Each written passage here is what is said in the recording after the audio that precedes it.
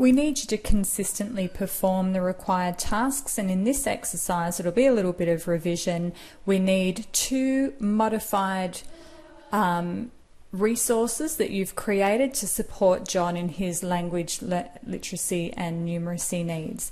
So first part of the revision is we're going to look where we access the original participants guide from.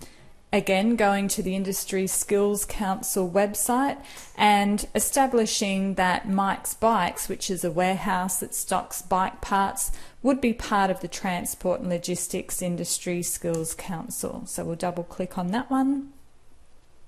Now that we're there, we've just scrolled down on their homepage, and you can see here that you have some over 300 free resources. So we'll go to that website. This has all been done for you. This is just a bit of revision to show you how you can access free resources to plan and develop your training.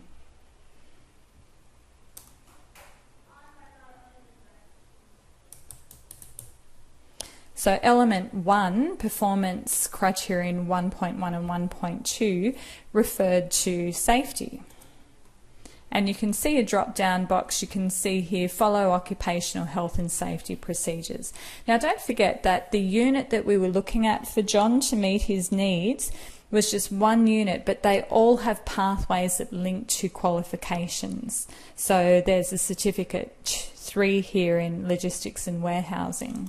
And you would be downloading this particular unit if you were doing this part of it yourself, and then you can actually open it up after you download. Now I've just sped that process up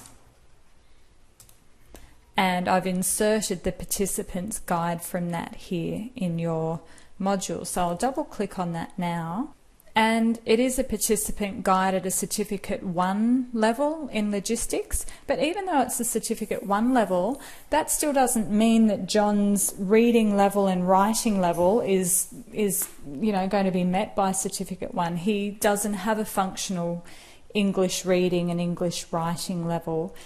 So 28 pages of a participant guide just isn't going to be effective to just put in John's hand and say, go read this, go learn this, and I'll come back and assess you.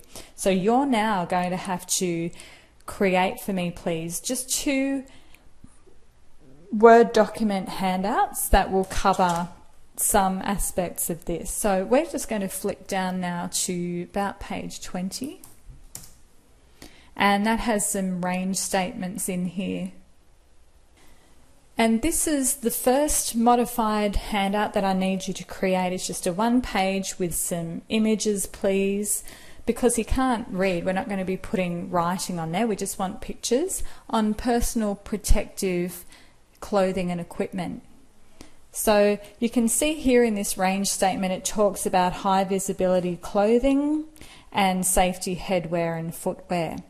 So that's certainly what Mike's Bikes has as their safety procedure, that all people in the warehouse need to have safety headwear, the hard hats and the steel-capped boots and the high visibility vests. So all you need to do is go and open up a Word document, create a Word document.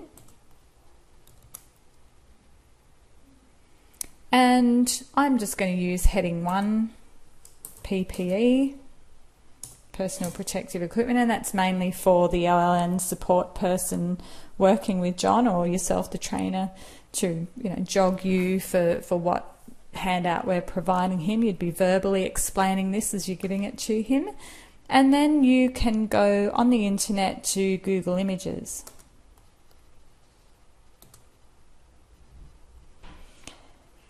And under Google Images, we're just going to put in high visibility vest.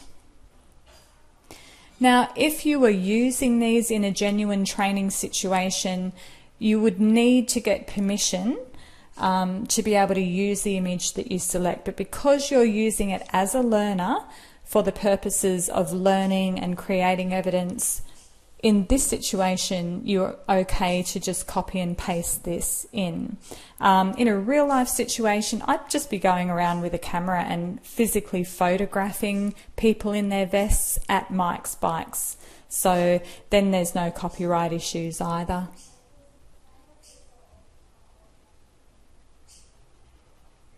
I've just double clicked on one there, then right click, copy image,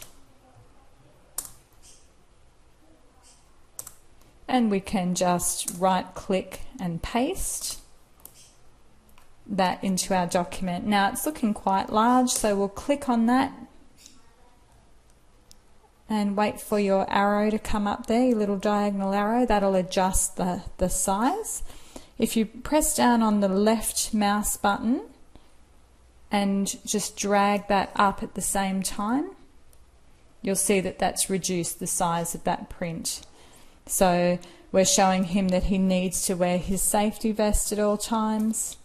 Then we can go back to Google Images. We want to get a hard hat and some steel-capped shoes.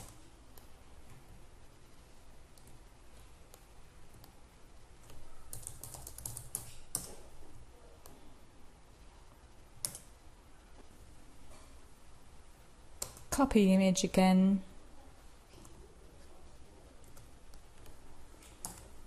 And paste it. Again, we've got a huge hard hat there, so we'll reduce that back in size.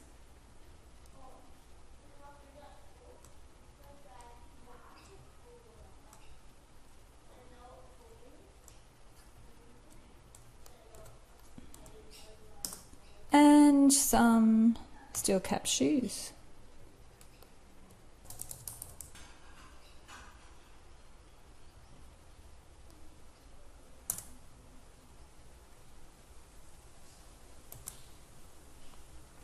So I've chosen these steel cap shoes because it shows the inside with the steel.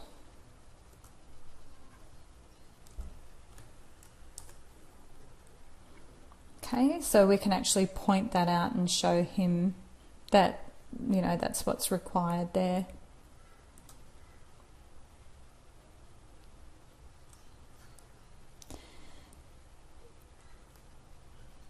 And you'd be verbally explaining to him, you need to always wear your vest, you need to always wear your hard hat, your steel cap shoes in the warehouse.